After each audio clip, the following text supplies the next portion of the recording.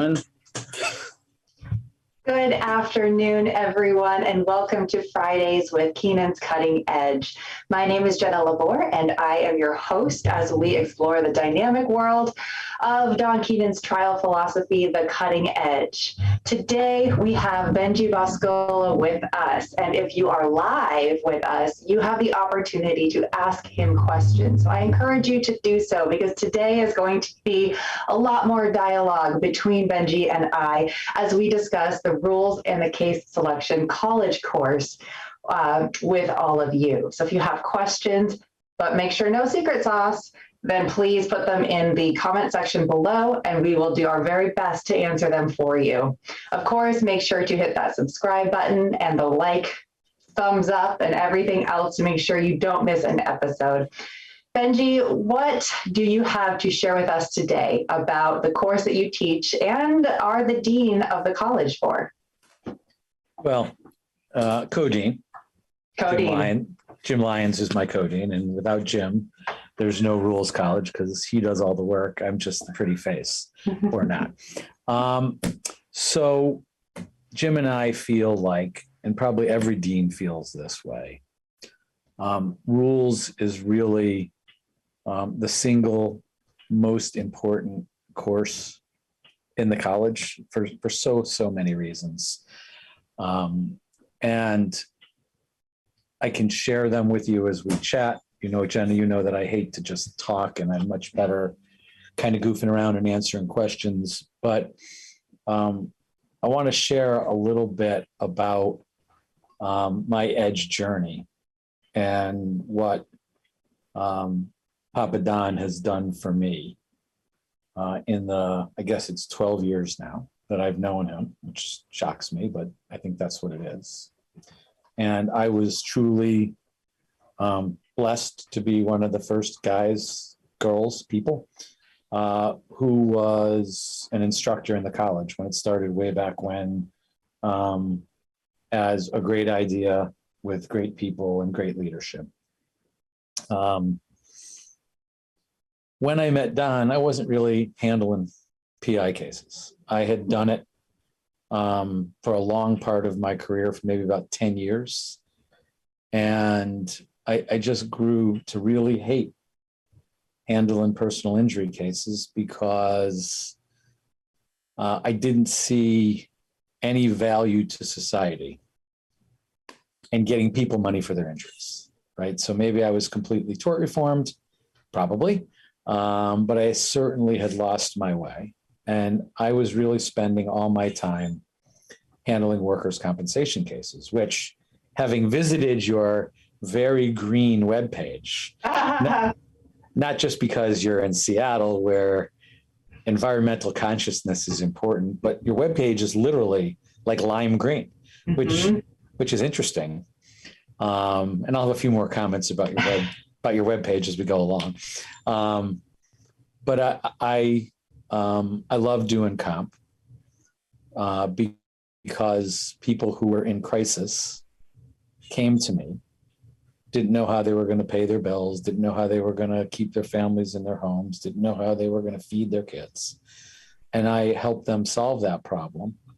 And everything from, you know, the little case where somebody hurts their back and they're out of work for 6 weeks, but they're living paycheck to paycheck, and they need you to make sure that they have some peace of mind and they can sleep at night while they recuperate, to, you know, the young parent falling and dying and leaving a wife and a couple of kids. And what's the wife going to do when she was a stay-at-home mom? And so the social worker part of me, I always wanted to be a lawyer from the time I was about 14 or 15 years old. And I always wanted to be a trial lawyer. And I always wanted to fight for the little guy. And I could talk for hours about that, but I'm not going to, but it's boring. But it's just part of who I am, and part of my upbringing is to stand up for those who aren't as lucky as I am and haven't had all the opportunities. And comp is a great way to do that. I still handle comp cases. I'll never stop handling comp cases because those are folks who really, really need representation. And most lawyers think it's below them. Like, that's just the way it is. I don't know if that's the way it is in Seattle, but in the triangle of hell where I practice, people look down their nose at comp lawyers, and that's a shame, because working men and women are what keep this country going, and they need and deserve representation as much or maybe more than other people. So anyway, I always felt like I had no problem feeling like I was on the moral high ground when I would stand up in a courtroom and fight for somebody who had been hurt working and needed money to survive. I didn't feel that way about personal injury cases until I met Papa Don, right? And what he showed me and what he showed us all, and rules really is, nobody really thinks about it this way, but it's the stepping off point for us learning that we have the moral high ground. In every single case, we have the moral high ground. And it's because he switched my point of view from compensation to deterrence. And that was a game changer, right? Because I see incredible value to the world in trying to change people's behaviors. In the only way that most folks care about in our corporate-driven society is by money. Money talks, bullshit walks. It's just did I do that backwards? No, I think you're right. I think you're right. Money walks, bullshit talks, whichever it is. It's one of those. But people, the thing that changes most people's behavior is money. That's wrong, but it's, I think it's the system that we have. And I think that I've been practicing law since 1986, and I had been educated that personal injury cases were just about money for injuries. And I was part of that generation that was the boiling frog, and mediation started out as a good deal and ultimately became the disaster, which I think we've now, with the help of Don, turned on its ear, and it's again a powerful weapon for us. So go to your mediation college if you're listening to this and you haven't been yet. And if you've been to the mediation college, you don't know nothing, go to graduate mediation, because you still got a lot to learn. There, I'm doing a little pitch for the college, which I'll make Tony happy. I actually used to teach mediation, and was one of my favorite courses to teach because it was so emotional, right? And there was a lot of self-awareness in that. But rules really begins folks thinking about their cases differently. And if I was going to say one thing about the substantive importance of rules, it's that, right? It changes your foundation, and it starts you thinking about deterrence, right? We want our group, the Edge world, we want you all to be deterrence lawyers and not compensation lawyers, right? And you may not even recognize the connection between that and the way we force you to talk about your cases when you come to rules, right? So Jenna, when you went to rules, who was your instructor? I had Blake. Did I have Blake? I think it was Blake who taught me rules. I had to, most of my classes were taught by Blake. Somehow he just happened to be my instructor for a lot of them. And remember when that was? That was probably 3 or 4 years ago. So when I started out, I took like openings and voir dire first, because I was maybe a week from trial when I met Papa Don.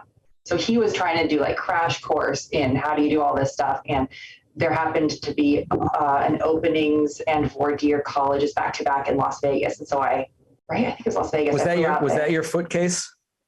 No, that was the ladder case. That was my superstar case.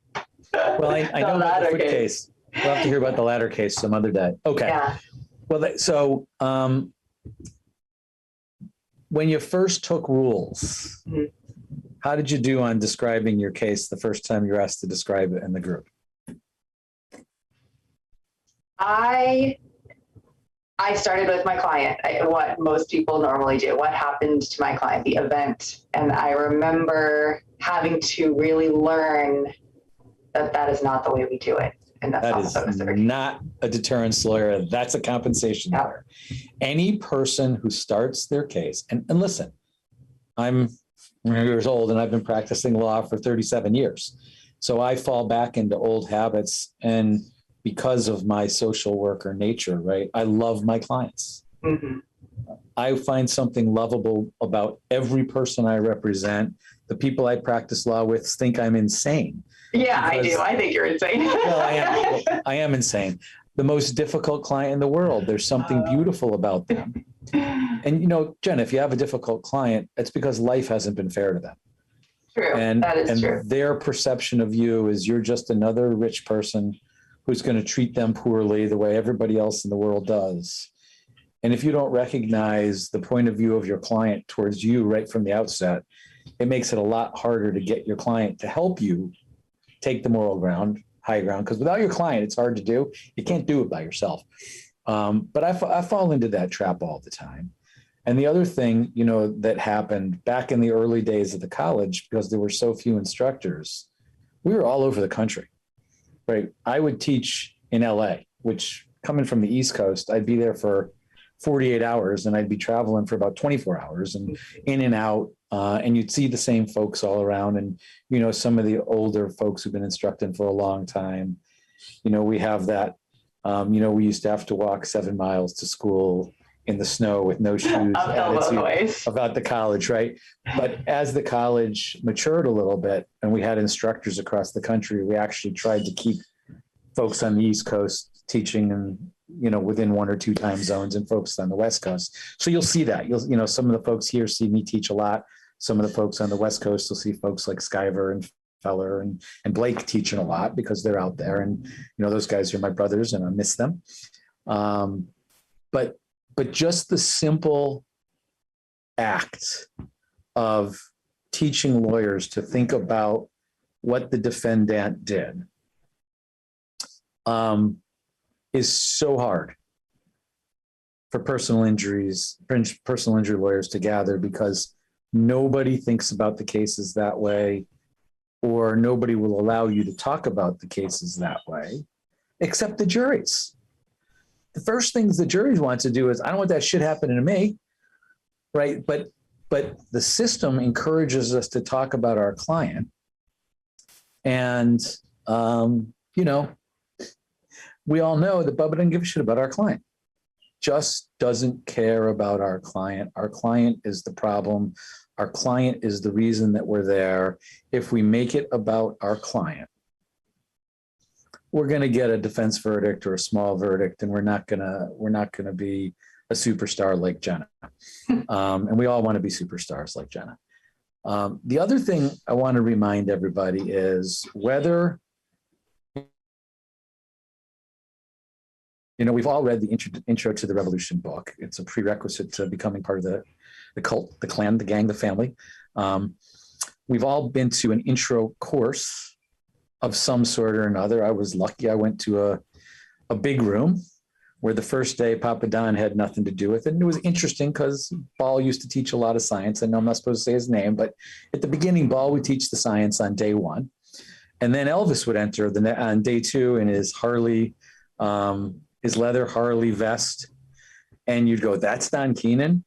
And then he'd start talking and you would say, wow, that's Don Keenan. And I was hooked from the minute I heard him start talking about what was wrong with the way I was practicing law. And you know my partner, Mike Ryder. Mm-hmm. And at the seminar this day, and you asked Mike when you see him, I said, Mike, you and I are going to the beach house. And Mike looked at me, and Mike had been practicing law with me for about a year. Uh-huh. And he looked at me like I was from planet Mars. What are you talking about, dude? How are you going to make that up? And I go, you just don't know me that well, right? Yeah. I really need to learn from this guy, and I got to get to the beach. And Mike and I got to the beach. We had this door case. A door fell on a father at a theater. We lost our case.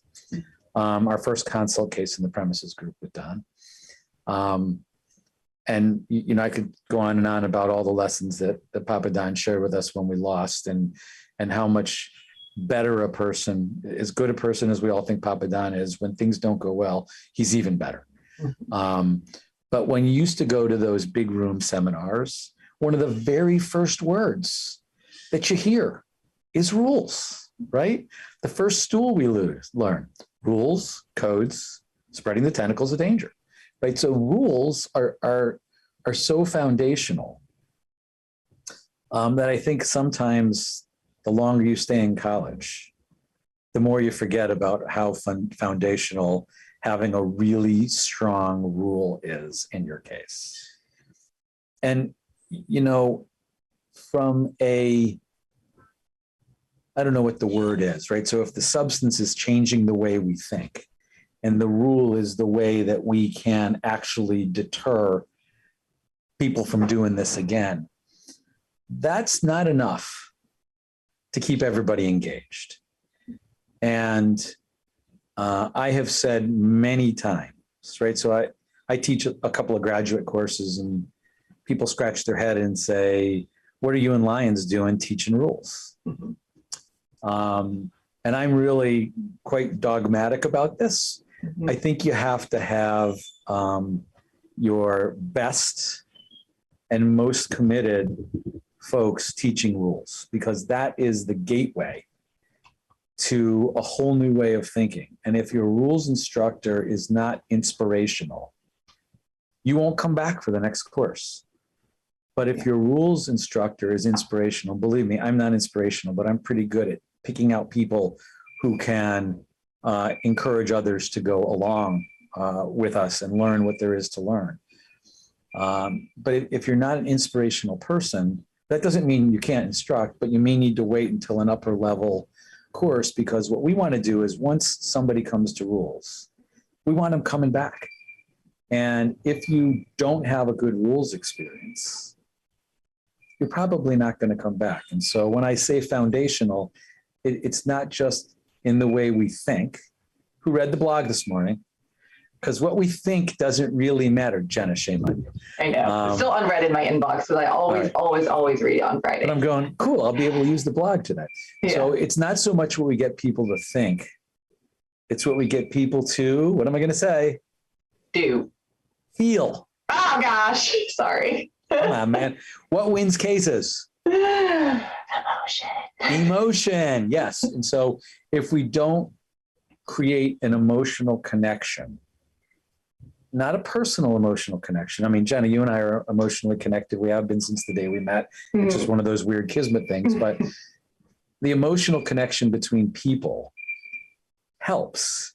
But it's got to be the emotional connection to the work we're going to do and the learning you're going to get the opportunity to do. And if any of you know any lawyers who want to be great personal injury lawyers, they really ought to at least go to rules and see if it doesn't change the way they think, and if it doesn't give them the moral high ground. So that's why I still teach rules. That's why I think rules is the most inspirational thing. And you'll be happy to know, Jenna, I always take my job seriously. I emailed back and forth with Jim. I sent him my little bullet points. I said, am I missing anything? And so I know that he shares the sentiments that you and I are sharing with whoever's, probably both people who are listening are really bored now. So what else you want to talk about? Well, it's interesting because but maybe the audience doesn't. I'm starting trial on Monday, and every time you go through motions in limine, you see kind of the same stuff come up. And all of it has to do with whether they call out reptile or not. It all has to do with educating the judge that this is about the plaintiff. This is not about the community. This is not about safety. This is not about, and so and it's interesting because the law says otherwise. But for so long, plaintiffs' lawyers sat back, didn't either read the law, look into the rules, or for whatever reason, just kind of let this go. And then also there's, of course, with tort reform and whatnot, the public perception. I mean, I was a full-on tort reformer before I went to law school. I thought there were too many lawsuits in this country. I didn't know what they were about. So as, somebody who never met a lawyer a day in my life before I went to law school and became one, there's a lot of public perception about it. It's really easy for judges to jump on that bandwagon of, this is about the plaintiff, this is about, whatnot. So it's an uphill battle, a little bit of an uphill battle for us to turn that around. And really as an entire profession, it's turning around the Titanic. And Don has done an incredible job of starting that process and kind of getting some traction going there. But I've been reminded of how defense attacks rules, attacks the fact that there are no rules for society. This is just about what plaintiff experienced. There's no rules, that kind of a thing. And what that signals is that it is important, and you need to push back on that because they are afraid of it. And they know it's true, and they know it's powerful. They're just hoping for a judge like mine, who again reiterated this morning, she knows nothing about civil law, that this is how it should be, right? It's not about society. It's not about, and I, throughout redoing my briefing, because we haven't had actual trial in 3 years, I was reminded of a really good quote out of one of the cases here in Washington. I said, there is no such thing as negligence in the air, right? This is not just about what plaintiff experienced because these car drivers, decided not to pay attention while driving. Negligence affects all of us. It affects everybody, and it is a relational concept. And so that's what rules really helps you, that's what that college really helps you develop is your mindset about your case, and then also how to express that relational concept of negligence through what will ultimately become your opening statement, right? Because that's kind of what happens in rules course, doesn't it? Yep. The first 4 minutes of the opening is what we hope you leave with when you go to rules. And you're absolutely right. Jenna, what's your rule for Monday? Well, so we have this weird thing in Washington where every time we say a rule in the format of the way Don wants us to, it gets excluded. So the way I don't know, should I say it? No, nobody knows about this podcast, and nobody from defense counsel is going to find it. But essentially, I go to the jury instructions, and I go to the statutes, and I take stuff that they can't argue about. And, I say this, I feel like in every episode, but you'd be surprised how much stuff is in your statutes and in your case law that is very edge centric. So for example, my first rule is we are allowed to assume that everyone on our roadway is going to follow the rules. We are allowed to do that, and until they don't. And so then my next rule is the law says we're not allowed to crash into each other and cause crashes. We're not allowed to do that. We're not allowed to not pay attention while driving. That is straight. I have the language a little bit more specific to the jury instruction, but it's very layman's, and that's rare, right? The jury instructions usually are in Greek or something. We have a couple of really good ones, and it's basic, and it talks about essentially we get as a community that relational concept of negligence to rely on each other for that system that keeps us all safe. And so those are basically my rules for Monday. So guess what you did? What did I do? You got the concepts of safety, protection, prevention, and rules in front of the jury. Now that's some superstar level advanced shit that you're doing there, Jenna, but it's the same principle that you learn when you come to rules the very first time. And listen, in Maryland, you're not allowed to send a message. You're not allowed to do anything that sounds like sending a message. If you talk about changing the way people behave, some judges will say that's sending a message. Maybe it is. You are allowed to deter this defendant, right? And so, we have this whole smart ass defense bar that thinks we understand what you're doing. Safety rule, golden rule.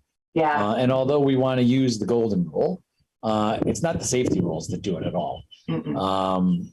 But you just have to find ways to get safety and rule in there. And I think, obviously, that's an important thing. And what you just demonstrated was sort of my second little bullet point that you and I shared, which was you are now not a negative person when you're in the courtroom. You're an aspirational person. You're talking about what the law allows, not what we're not allowed to do. Right. Because isn't that what people think lawyers do?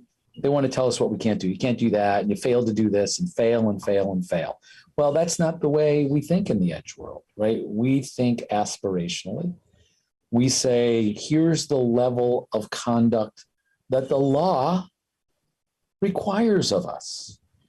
And there are consequences at law when we don't behave in this aspirational way. And all we're doing is asking you to do what the law tells us to do when we don't meet these standards that are out there to protect us when we're on the roads. And so, I mean, I think you're doing exactly what we want to do, because hopefully by the end of 2 days of rules, not only are you focused on deterrence, and not only do you feel connected to the edge concepts, you also have become a much more positive lawyer, right? I think most of the people who come to the college, to KTI, are positive people by nature. They're not negative people. Negative people tend to be doubting Thomases, and they don't even come. And, you know, I can't tell you how many times I hear, this is just a gimmick for Don to make money, which is really one of the funniest things I've ever heard in my life. For those of us who are lucky enough to know Papa Don well, the last thing he's getting out of this is money,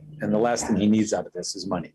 I know there are better ways for Don Keenan to make money than to teach dummies like me how to be a trial lawyer. And so that's the negative nature. You know, the law is such a negative world, and it's so negative.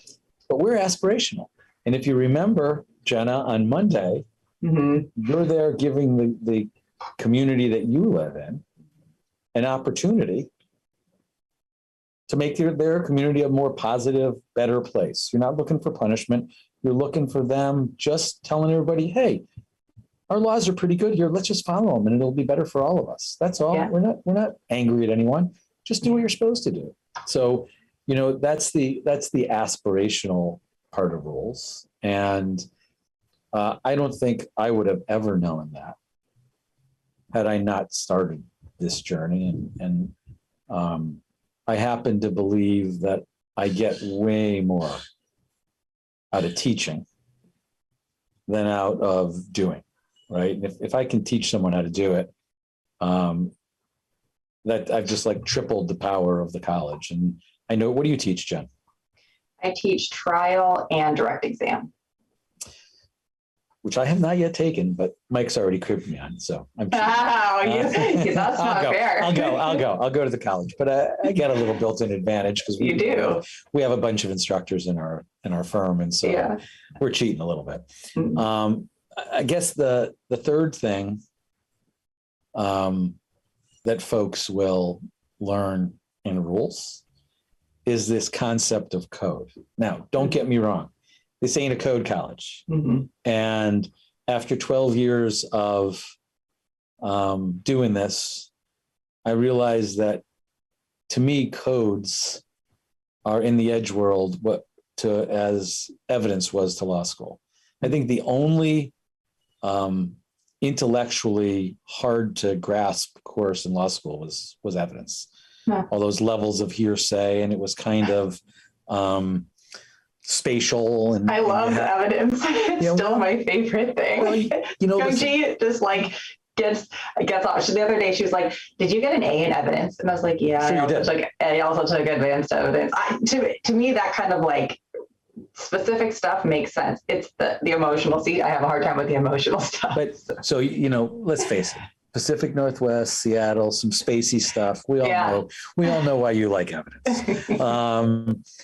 But I think that codes are sort of like evidence, right? And that there are levels, and no matter what level you're on in evidence, there's another step you got to go to make that hearsay, non-hearsay.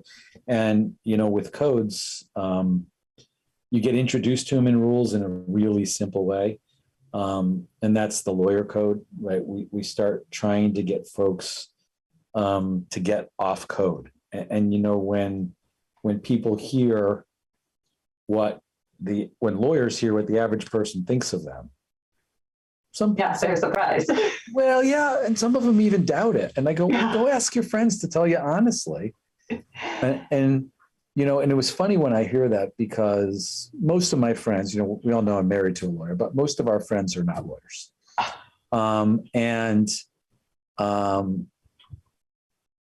I have friends who introduce me and they go, he's a lawyer, but it's okay. He's actually smart, right? Or you actually can trust him, or he's actually funny, whatever, right? All the things that people don't think are lawyers, my friends are already kind of insulating me because they recognize I'm not that negative, know-it-all, that's stereotypical of a lawyer. And that code for lawyers is something we learn. And so in the rules college, folks get introduced in a very simple way to the concept of codes. And you did too. I know you did, because that's something we all teach.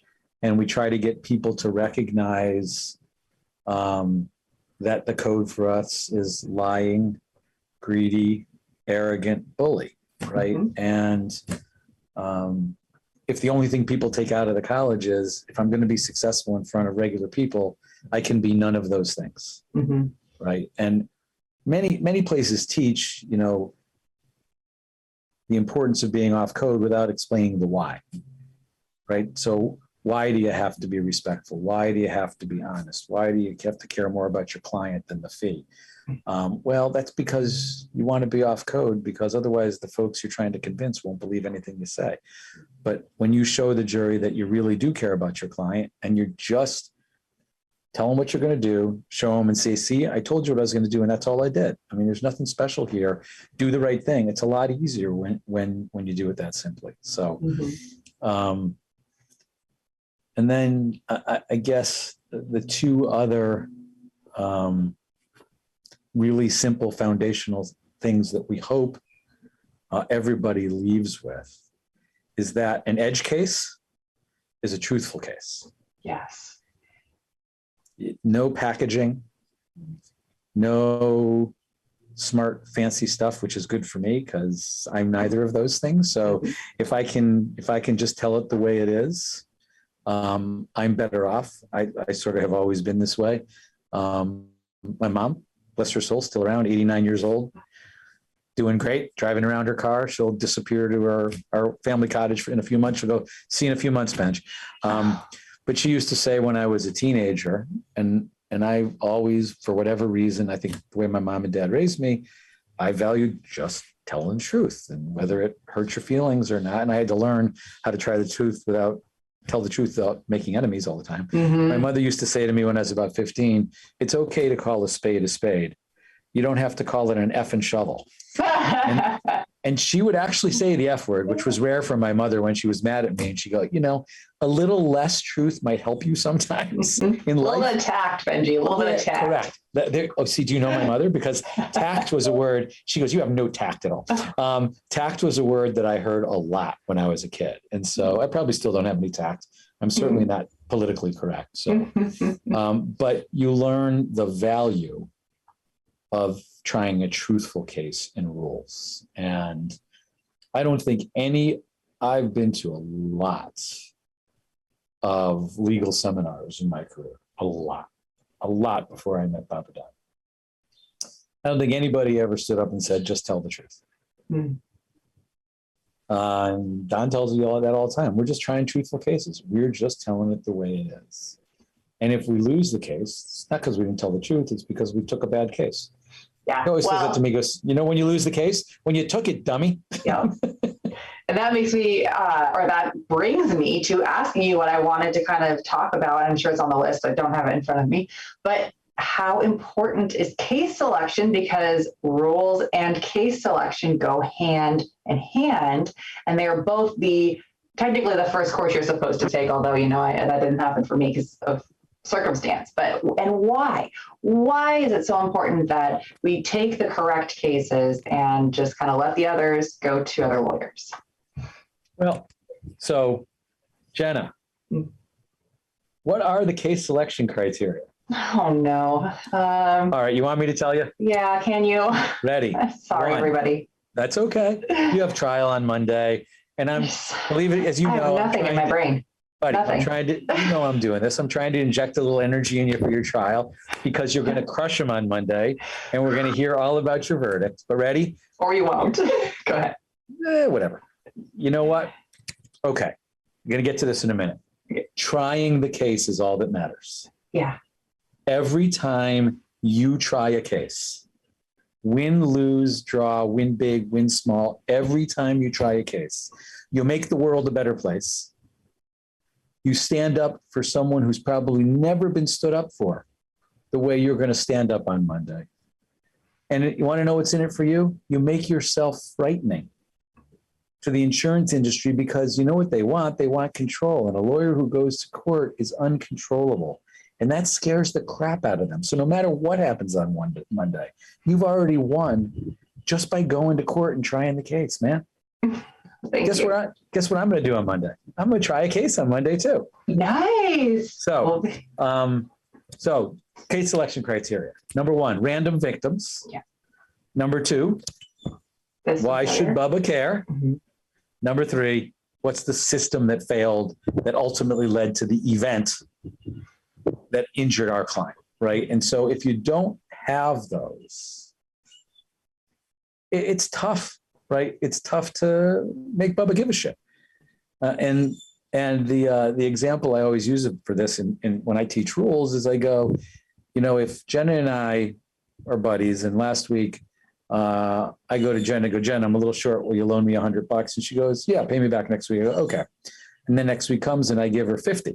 I go, hey, here's the money you loaned me. And she goes, hey, I loaned you 100. I go, no, you gave me 50. And she sues me for $50. And we go to court, and Jenna says she gave me 100, and I say she gave me 50. What do you think the jury's going to do? Who cares? Get over it. Yeah, they're going to say, give you $25 and get out of my hair, because we don't give a shit about this case. However, Jenna, being the great lawyer she would stand up and say, it's not about $50. It's about whether contracts have any value in our community. If you want people's word to mean anything, then he's got to pay me back all $50. If you don't want contracts to mean anything where we live, then split the baby, don't make them pay me. It doesn't matter. Then contracts are meaningless. Well, now all of a sudden you go from a case where nobody gives a shit about whether or not I owe you $50 or nothing, to a case where, hey man, when somebody makes a deal with me, I want them to live up to it. And so if you can't make Bubba care about the case, then you're not going to win. Or if you win, you're not going to win big. And so you really have to use that case selection criteria right from Jump Street, right? Right. So we talk a lot about that. There's nothing Edge that we don't use in our firm. We have templates all over the place that our lawyers and paraprofessionals use during the intake process. And who are the random, what are the random victims? Why should Bubba care? And what are the system failures? We use needles. I don't know if anybody else uses needles. We've got a that's an old one. No, I'm just kidding. Oh, it's okay. We've had it for 30 years, right? Do you have a server then? Or like you have No, well, Jesus, Jenna, we used to have a server, and I used to be our IT guy. And so when the server crashed on Saturday night, I'd have to get up out of my pajamas, drive to the office, and reboot the server so we could work on Sunday. Mm-hmm. No, our data is hosted in the cloud.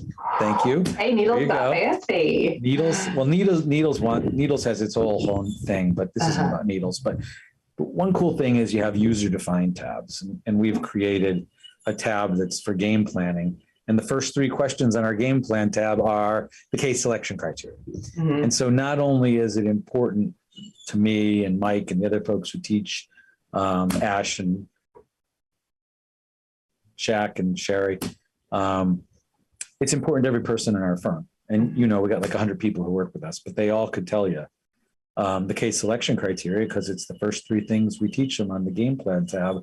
And when we work together on our cases, we tell them why it's important. So if you don't have those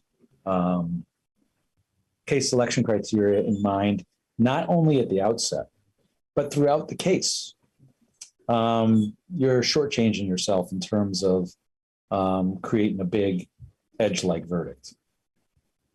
And then I guess, Jenny, I was worried about whether or not we'd be able to fill up even 15 minutes, but I knew we could. I knew we could too. So the last kind of foundational part of the Rules College is simplicity. Mm-hmm. Oh, right? So hard. That's the hardest part. What's Papa Don say about simple? That's the genius. It's whatever Einstein said. The genius is in making the complicated simple or whatever. And Oh man, that is so hard. And That of I think course, is what takes the longest to learn about rules. and of course, Papa Don can even make that simple. He goes, He's mastered it. simple ain't easy. Right? That's what he Yeah. tells you. Just It's simple ain't easy. Yep. They're not the same word. And so you get introduced to these 5 concepts, right? Deterrence, being aspirational, getting off code, truthfulness, and simplicity. Mm-hmm. And these are the pillars on the pantheon that Don is building for us to learn how to hone our craft. And so rules is just, I love thinking about it. I love teaching it. I love teaching others how to teach it. We use it in our firm. It's part of my everyday life as a lawyer.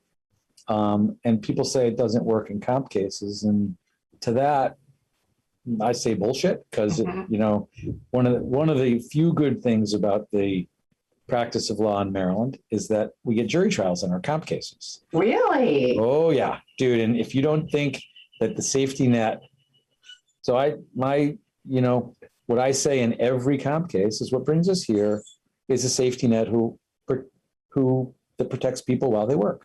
Mm-hmm. And the safety net is the workers' compensation law. And it's just a bunch of rules that tell us what happens when someone gets hurt on the job to keep them physically and financially safe. Mm-hmm. I've never gotten an objection. In fact, I've had other lawyers, the defense lawyers stand up, they go, it is a safety net, but it can't be taken advantage of. Well, they've already lost the case, right? Yep. Because now they're talking about my safety net. Yeah. And so it works in every kind of case if you think about it, right? Mm-hmm. It works in employment cases. And when I started teaching rules, I used to ask Don and Howie, I go, what's going to happen when some really smart med mal lawyer or some really smart products lawyer has a case and I don't handle those and I don't know what to do? They go, don't worry, you'll be able to handle it because you know how to teach rules. And they don't know anything about rules, and they're going to be all the things that you're not, right? They're going to be on code. They're going to be packaging their case. They're going to be complicating the shit out of their case. Mm-hmm. And you're just going to say, I don't understand.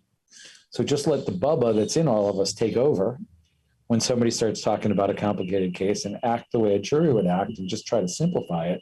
Mm-hmm. And you can break down any case. And so over the decade that I've been teaching rules, I've done,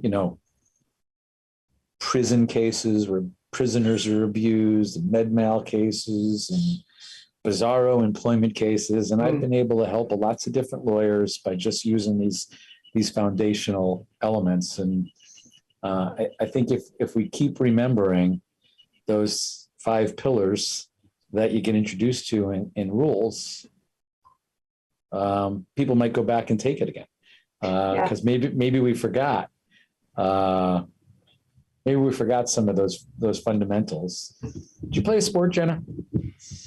I played lots of different things, but I was never very good. I was a cheerleader. So when you cheer led, were there basic stretches you did before every? Yeah. Why? Well, because if you didn't, you would pull a muscle, break a leg. I mean, there's so much danger that goes into cheer. If you're not, warmed up, you could die. Right. And so the foundation of successfully cheerleading is having your muscles loose so they don't pop off the bone when you do all that crazy shit you do, getting thrown up in the air and basket caught and upside down splits and hanging from the ceiling. And if you don't stretch, which is the foundation, you're not going to succeed. And rules is the same thing. If you don't have your rules lined up in your case and you don't have all these pillars lined up in your case, you're going to hurt yourself and you're probably going to lose your case. So what else you want to talk about? Well, that's true. And also if you're like me and you somehow didn't take courses, in order or whatever, it's never too late to go back and get that foundation because you get, most of the courses overlap a smidge and that they discuss kind of other elements of other courses and how they fit in with each other, but it's not a substitute for actually taking whatever course it is that's being referenced in another course. So I encourage people to go through all of them at some point as your schedule allows so that you have a really solid, deep foundation for your whole case. It's going to make, we say all the time that Edge is not a magic wand. It's not some like mind game. It's nothing that like just, it's something that you have to work at. You have to really understand why we're doing what we're doing and what we're doing and where it fits into everything. Otherwise, you're just going to kind of be grasping at straws. And I mean, even with the discussion that we had earlier, Benji, about what rules I'm going to be using, once you've gone through all the courses and even into the graduate stuff, you know why you're using rules and why they're formatted the way they are, such that because of the unique challenges I face in my cases, I know how to reword them just a little bit, not to discard what Edge teaches, but to use the purpose and the spirit of Edge to make my case successful and still be able to use those foundational principles that I learned. I don't even know. So it wasn't that long ago, because I think my latter case was in like 2017. So it wasn't like that long ago, although it feels like so much long ago. Okay, we have a question from John Christopher asks, I took rules and case selection in 2011. I've taken all of the undergrad colleges and I'm a master's graduate. Do you recommend that I take the current rules and case selection college? Oh yeah, tell us if there's revamped stuff. What's going on? Okay, so congratulations, John, for being a graduate and being willing to think about, right? How unlawyer-like is that, right? We're trained from the time we go to law school. You take the course, you get a C, and you move on, you get your credits, because you know what I believe, you know what they call the person who graduates last in their law school and passes the bar? Lawyer. It doesn't matter what your grades are after a while. But most of us just go, I'm done with that. I don't have to go back and I never have to think about it again. So congratulations on even thinking about going back to the beginning. You will get 10 times what you got out of the first time by going back the second time, because you didn't even know what you were seeing the first time. And you'll go in there with an entirely different POV, which are letters you didn't know about the first time you took rules. And POV's not a new concept, but it's a new way of expressing it since 11 years ago when you first took rules. And the other thing I'll tell you is, if you have a case, a really good case, and you want to make it better, this is like, I run a law firm, and so there's a little business advice here. Take the case and make the college a case expense. Yes. It's the cost of a couple of depositions. If you don't think working your case through the college is going to pay for itself, then you shouldn't do it. But you're a master's graduate. You already know that working the case through the college. So pick a big case and talk to your client, tell them what you want to do and make it a case expense. I've done that, right? Because I wanted to go back and take some of the courses, and I don't want to just pay for everything all the time because I'm a nerd who likes to learn. I want to make good financial decisions. But it has morphed, right? So when John went to the college in 2011, John, put the name of your teacher in the chat so Jenna can share it with me. I hope it wasn't me. One of the big things that's been added, it's really two concepts. Expectations have been added to rules teaching, and safety systems and safety checklists have been added to kind of rules. And so when we started teaching rules 10 or 12 years ago, we really weren't saying that when folks go to stores to spend their money, they have a right to expect the store to have a safety system in place to be sure that the floors are safe for walking, to protect them from serious injury and death. So it's like this introductory thing. And so in there, Jenna, there are codes, there are expectations, there are how we're going to prove our case with the safety system. And then the safety checklist, the same way you work the safety checklist into your opening. And we introduce folks to the safety system and the safety checklist when they're in rules at the beginning. So I would say it has morphed in that way, in that it's been added. And it's also morphed in that we don't do the umbrella rule anymore.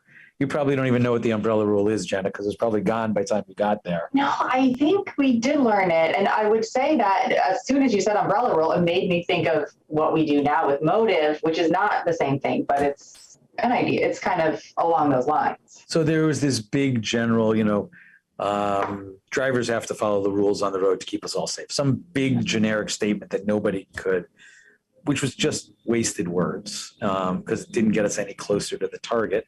And with time, Papa Don has taught us that your opening should be 10 or 12 minutes. And every word that you can cleave out, you ought to cleave out because the more when you talk too much, what the message you're given to the jury is, I got to tell you all this stuff because you're not smart enough to get it if I don't tell you everything, the ultimate in arrogance. And so, yeah, I would say the college has morphed the rules college. Because what Jenna was saying, there are two kind of concepts in there. It's not a tactic. It's a system. And it's not a tool, it's a symphony, right? And it all works together and you have to be the conductor who knows all the notes and all the rhythms of the entire case to really be a good edge lawyer. And when you know how to do that, they can take all the word, in the rape trial in Boston, which everybody knows about, they took a lot of words away from Papa Don: safety, accountability, deterrence, responsibility. Couldn't say any of those words. And he told me I had to go away for a couple of weeks and just sit quietly and think about how I was going to do the same thing when they took away the easy word, the tactics away from us. They can take away the tactics. They can't take away the moral high ground. And then the second thing is, remember this always. The edge is not a destination. It's a journey.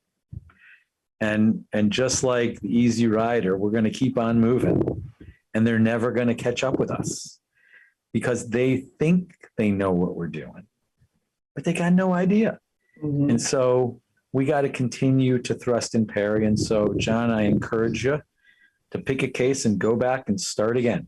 And see how things have changed because they've changed. Damages is different. Mediation is different. Openings are totally different. They are nothing like they were 10 years ago. And so we always keep learning. And if you're lucky enough to have a case where you get to be in one of the workshops, you become sort of the guinea pig where you try some of this stuff gets tried out.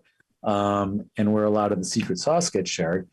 But that's where the changes aren't just things that we change for sake of changing. As our system morphs and as the things we do in court work or don't work, we go back and we change what we teach in the college. Yep. Yeah, it's always says, give the jury what they need to hear, meet them where they are. Because if you're being that lawyer who is shoving something down their throat or trying to explain something because they're not smart enough to understand it, or, in any way being demeaning, then, well, what we call it is being on code, but it's being that stereotype. You're fulfilling that stereotype. And I just wanted to let you know, Benji, that John says Toby was one and Gus Brown, both really wonderful people. Wow, dude, how lucky could he be? Because, Gus is my buddy from Maryland, just up the road. And Toby, if you haven't met Toby, I'm not going to try to describe him because I can't do justice to him other than to tell you, not only is he one of the smartest human beings I've ever met, and one of the most compassionate people I know, he is smart as a whip and not afraid to use that smartness to whip you with a little humor. So we love Toby. So you had great instructors, and there are still great instructors teaching rules today. And they're actually both going to join me on separate podcasts.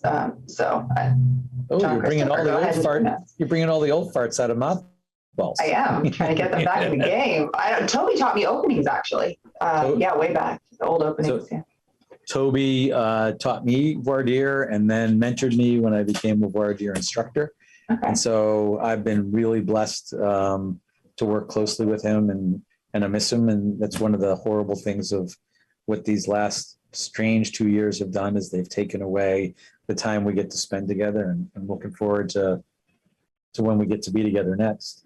Hey, which before we're 1 hour, I got to shout out young G. How's she doing? Yeah. She's good. She's good. She's actually, I don't know what she's doing right now. We're with the trial prep, but she's going to come down and live with me for a couple of weeks while we slog through this trial, because it's going to be virtual. And so we've got my basement office here where I am, all set up with lights and whatnot. And we're really still doing virtual trials.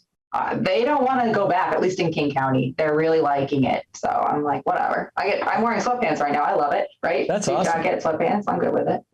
So. Yeah, it's listen, I think nothing to do with rules, but the last 2 years should have been an experience that touched us all in the ways that we wasted time and energy before March 13th of 2020. And we shouldn't be untouched by that experience, and we should learn from it and grow.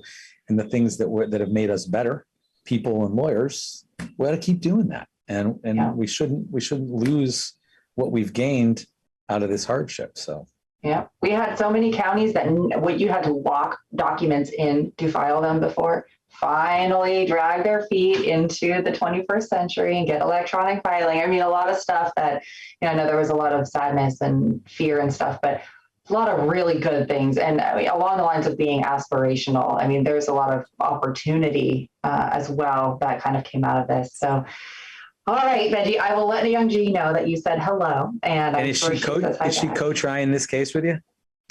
She is. We have kind of an interesting dynamic in the firm. We don't split things up.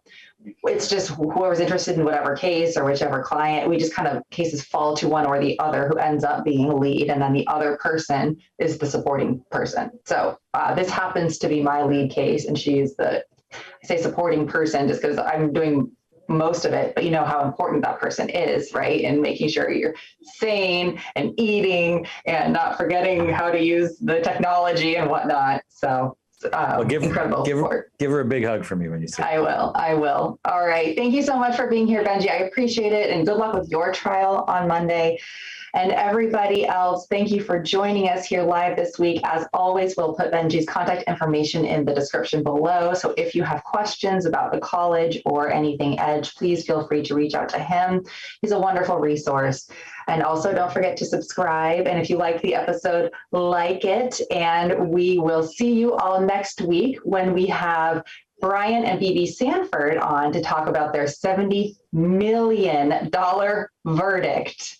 Have a great weekend, everyone. I'll see you next time.